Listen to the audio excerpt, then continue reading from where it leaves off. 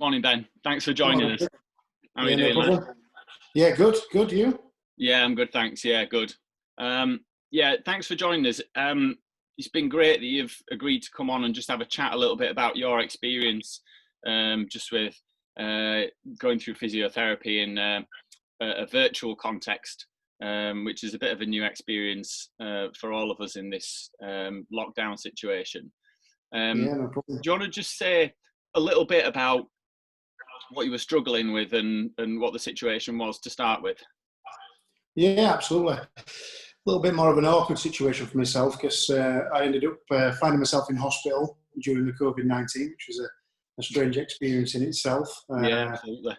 Which is obviously when I contacted you initially because I'd spoke to the guys at hospital and I'd sort of had an issue with my back problem, sort of 2 discs in my lower back that were bulging, sort of herniating. So I was getting that sort of sciatic pain down my leg.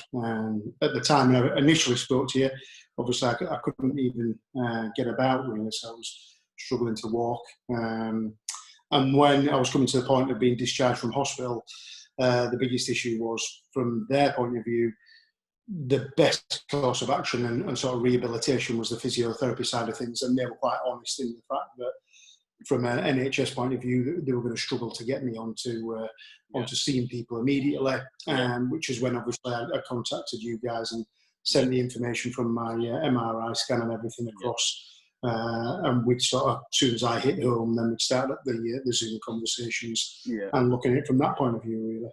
Yeah.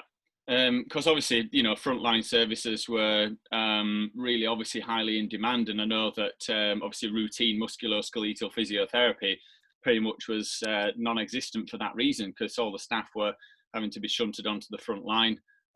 So obviously that created a difficulty in terms of cases such as yourself trying to get going and get some rehab. So eventually you got home, didn't you? And we had a chat on the phone just to tee things up, and it was very much around understanding what was going on in terms of pain and all of that stuff.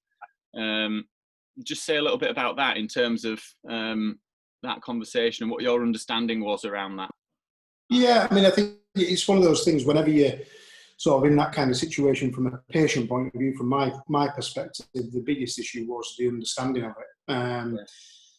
I think when we were talking, you get into those conversations where you look at all the terminology that's used when you're in hospital, and you look at the CT scans, you look at all this information they give you, and it's overwhelming really, because you don't understand the sort of root of the problem. All I knew, I was in an immense amount of pain, and they're giving me plenty of medication to try and combat that.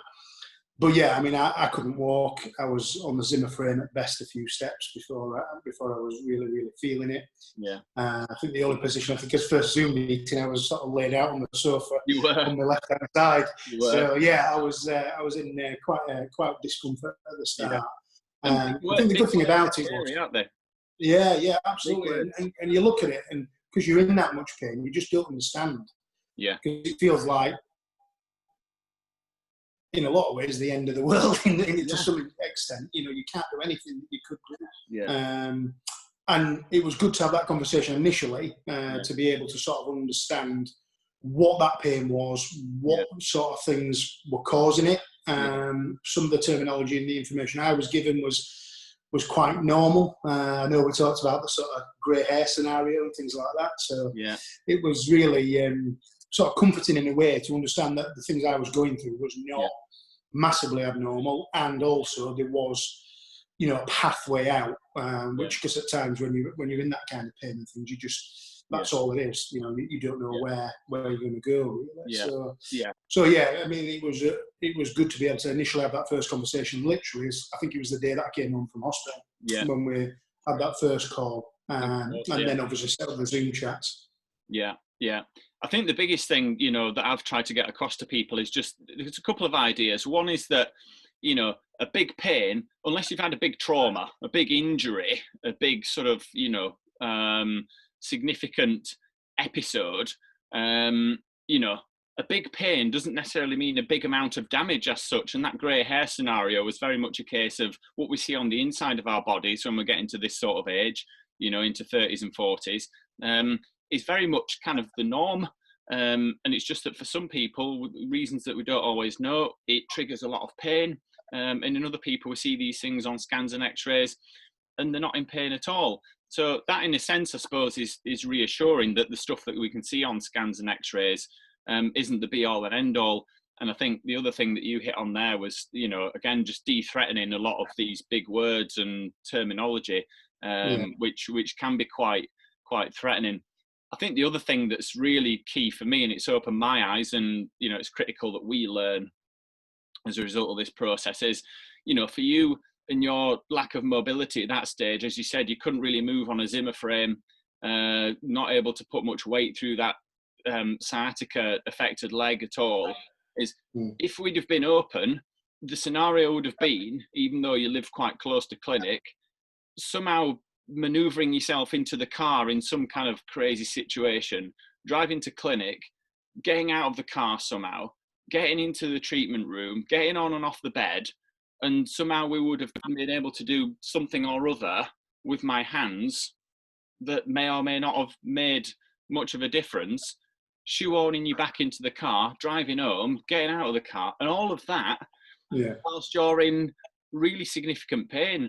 And that, as an expectation from our perspective, is way off the mark. So actually this has been the brilliant means. You're at home and we can kind of guide you in terms of, it's just a case of steering you with what are the best sort of positions and finding ways that you could move that were not provoking you pain. Yeah, I think the big thing for me, I don't even think I'd have been able to get to clinic, if I'm in all honesty. I really don't. Not those initial days anyway. Not that sort of, probably that first week or so. I'd have just been in too much agony. And then when I got there, I wouldn't have been making any sense, I don't think. I think the beauty about it was with the Zoom thing, the medication side of things, you have those pockets in the day where you're in more, you feel more comfortable. And the beauty about setting the Zoom meetings was we could have those conversations where I could really probably talk to you and give you more understanding of how I was getting on and how I was doing in my sort of daily routines, without having that sort of build up, that trauma of trying to get into clinic and then probably not really giving any kind of real quality information of how I was doing. So I think it really, really, in my situation especially, because of the situation I was in, I think the Zoom meetings definitely, really, really sort of paid off for what I needed at that time. Absolutely, completely agree with that. We'd have had a job on to get any semblance of progress out of you by seeing you face to face in those days. So just give us a reflection on where you're up to now, having been barely able to move. Your first appointment, as you say, you were kind of semi-recumbent on the sofa, on the chat, and not able to put any weight through your leg, barely able to use a Zimmer frame. What have you been doing, like this morning? What have you been up to? So I've been out for a good walk this morning before the heavens open. So it's been good. I mean, it really has been a progress week on week. There has been some down days, which when we were talking, as you have those leaps at first, which you really feel that progress. But I've gone from literally being able to probably not weight bear at all on one leg to really struggling on a Zimmer frame to now. I'm back into work, back in the car, back off medication now totally, which has been a massive thing for the medication that I'd started off on. And getting back to a little bit more like normal life, getting out there and doing normal things. So the sort of progress over the last number of weeks has been massive. Still times when it reminds me it's there, and I'm still working on the exercises that we've discussed. But I think it sort of slows that process down now. Whereas initially, once I've got an understanding of things and the best timings to do exercises to get the best benefit, which we discussed about a lot. You hit those big gains to start with, and you see real big shifts sort of week on week, and that's slowed down now. That sort of concertina's down into an area where you're making gains, but they're smaller as you start to sort of get back to a bit more like normal life. But from where I am now compared to where I was, I was at that stage at the start where you really do think am I gonna get there? You know, am I gonna be in that position again? So no, it's been fantastic really to get to that stage now, where really I'm almost back to sort of day-to-day routines and activities. So that's great. You just said you nipped out and brought washing in before it chucked it down. Yeah, that's it. So, yeah. Normally you delegate that job to missus, wouldn't you? But there you are, to get on and do it yourself. And it's brilliant. I think the other thing that just as we wrap up is, you know, the thing that you hit on there is the medication side of it. Yes, it does wean off and you do get past that, but it's a real means to an end, isn't it? Because again, as physios, if your pain isn't under control, and obviously that does vary within the day depending on when you take them. It's still there, aren't you? Yeah. It varies, you know, through the day depending on when you take your medication as to what your pain is like. So you time it in with that. But the medication is a real means to an end, because without that, when your pain levels are not under control, you're not going to manage to do the appropriate exercises and rehab anyway, even though they're the right things to do. Everything is so sensitive that you even struggle to do the right things. Yeah, absolutely. Yeah. I mean, it was a big thing for me, that trying to manage that sort of pain side of things to then fit the sort of sessions in at a time then when I could have that sort of recuperation time after that. So it really did work in, and that's how I set my day up really, especially in those early days, is almost working at task to task. So you know, from getting up, looking at the meds, seeing what then I could do from an exercise point of view, to then have the rest time that I needed to then go again later on and fit that in with the sort of the medication. So it gave you that initial help really to be able to get through those things and strengthen that sort of core up around, especially around my back where you were working. Yeah, and that's a real strategy, isn't it? That level of planning is really necessary. It's really key, and I think that's a really important point. Is it's not just right, you know, you're supposed to take these at whatever you're scheduled to take them, and you just kind of, you know, it's a real planning phase, isn't it? That's when my medication is. That's how long it takes to kick in. That's when I can do some stuff rehab wise. That's when I might be able to do some other bits and bats knocking around as I'm getting there to that stage. And a real plan, rather than trying to just do things, you know, ad hoc, or trying to manage things when your pain levels aren't under control, because things are that sensitive. It's a case of, like you said, desensitizing things so that you can do those normal things. So that's brilliant. And as you've proved, you know, you've got through that phase. It's not a case that you're on that stuff for a long, long time. It's a means to an end, and you've weaned off, and that's exactly what we want. So brilliant.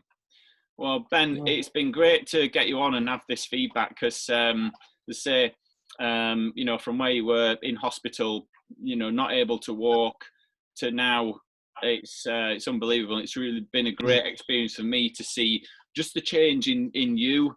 You've gone from kind of, you know, this, and as you would be when people are in pain, it's really kind of burdening, to, you know, smiling, laughing, a bit more like the normal you. And it's been nice to see that, even though we haven't been able to catch up in real life. So that's been ace. So thanks for coming on and chatting. No problem. Thanks for all your help. It's been brilliant. Good work. Thanks, Chris. All right, buddy. I'll see you soon. Take care. Cheers. Bye-bye. Bye.